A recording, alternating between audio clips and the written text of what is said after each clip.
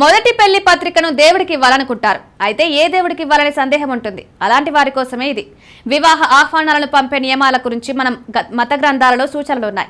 ఈ నియమాలు పాటించడం వల్ల వివాహంలో ఎటువంటి ఆలస్యం, ఆటంకం ఉండదు. ఇప్పుడు వివాహ ఆహ్వానాలను ఎలా పంపుతారు?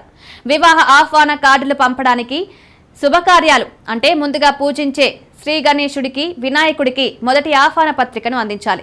పెళ్లి పత్రికను దేవుడి దగ్గర పెట్టి వివాహం మంచిగా జరగాలని ప్రార్థిస్తారు. ఆ తర్వాత రెండవ ఆహ్వానాన్ని జగత్పాలక భగవానుడు శ్రీహరి విష్ణు, మాతా లక్ష్మికి ఇస్తారు.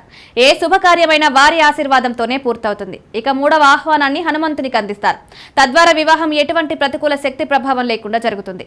నాలుగవ ఆహ్వానాన్ని కుటుంబ దేవతకు అందిస్తారు. మన వంశం మొత్తానికి రక్షణ కల్పించాలని ప్రార్థిస్తారు. ఐదవ ఆహ్వానాన్ని పితృదేవతల పేరు మీద రావి చెట్టు కింద ఉంచుతారు.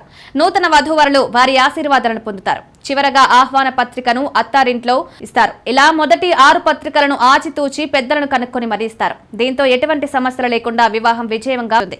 దేవుని ఆశీర్వాదాలు వారిపై ఉంటాయి.